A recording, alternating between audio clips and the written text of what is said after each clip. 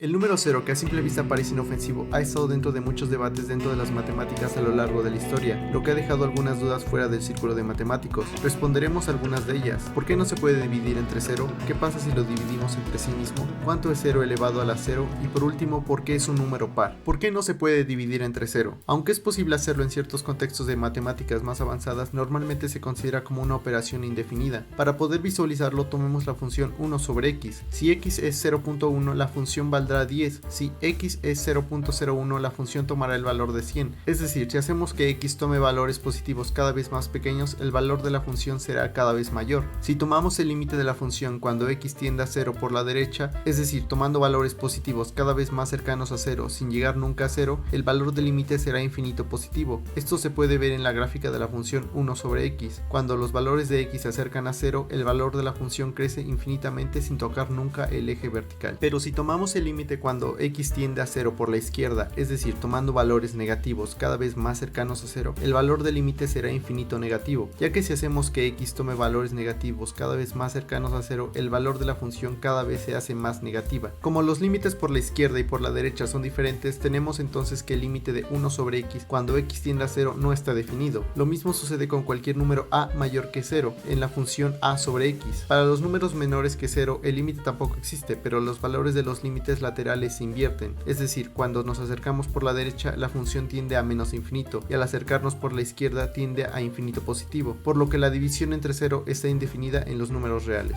Otra forma de verlo es usando los axiomas de los números reales. La división de un número a entre otro número b se define como la multiplicación de a por el inverso multiplicativo de b, denotado como b a la menos 1. Es único y tiene como propiedad que al multiplicarlo por b obtenemos 1. Lo importante aquí es que el número 0 no tiene un inverso multiplicativo, ya que no existe un número que al multiplicarlo por 0 dé 1, por lo que no está definida la división entre 0.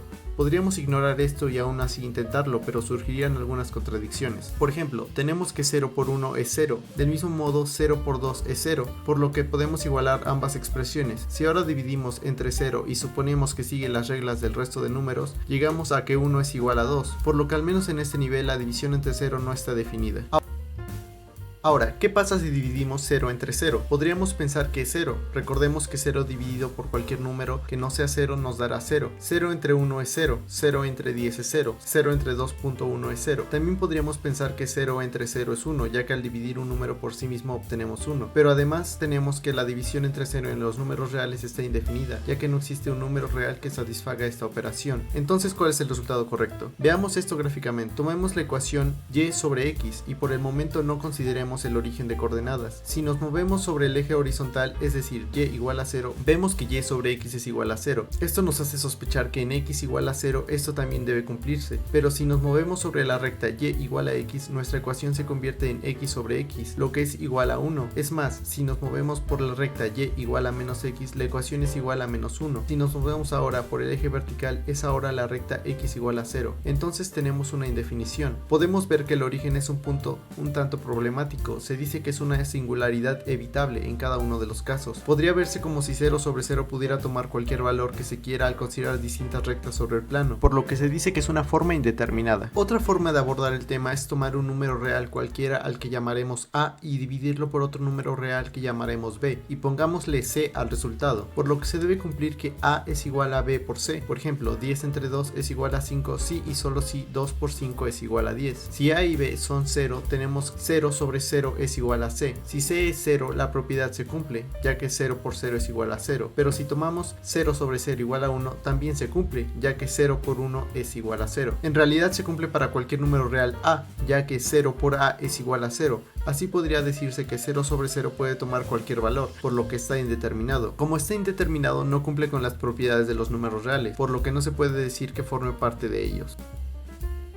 ¿Cuánto es 0 elevado a la potencia 0? Por un lado tenemos que al elevar a la potencia 0 al resto de números reales obtenemos 1 y por otro lado tenemos que 0 elevado a cualquier potencia positiva es 0. Veamos qué sucede con la función x sobre x cuando x tiende a 0. Considerando el límite por la derecha, tomemos 0.1 elevado a 0.1. Ahora 0.01 elevado a 0.01. Seguimos con 0.001 elevado a 0.001. Cada vez nos acercamos más a 1. Esto se puede ver de mejor manera en la gráfica de x a la la x. En este caso la función no está definida en los números negativos, ya que necesitaríamos entrar al mundo de los números complejos, que dejaremos para después. Pero aún así, con esto podríamos decir que 0 elevado a la potencia 0 debería ser 1, y lo es, pero solo en algunos casos. Por ejemplo, si tomamos e a la x, cuya definición es la siguiente serie infinita, y hacemos que x sea 0, todos los términos de la serie infinita serán nulos, excepto el primero, en donde aparece 0 elevado a la potencia 0. 0 factorial es 1, al igual que e a la 0, por lo tanto 0 a la 0 es 1 en este caso. Otro ejemplo es el teorema del binomio, que se cumple para x igual a 0 solo si 0 a la 0 se define como 1. Por otra parte, como vimos al principio, el límite por la derecha de la ecuación x a la x es 1, pero este límite también puede ser evaluado escribiendo de otra forma la expresión. Como podemos ver, en cada caso obtenemos un resultado distinto. Es por ello que dentro del área del análisis matemático 0 a la 0 se considera una forma indeterminada, pero en otras áreas como en combinatoria o en álgebra suele definirse como 1, ya que simplifica muchas definiciones y teoremas. Bien podrían modificarse para evitar el uso del 0 a la 0, pero en muchos casos las haría más complicadas y se tendrían que poner más restricciones, por lo que darle el valor de 1 en ciertos contextos se basa en la conveniencia.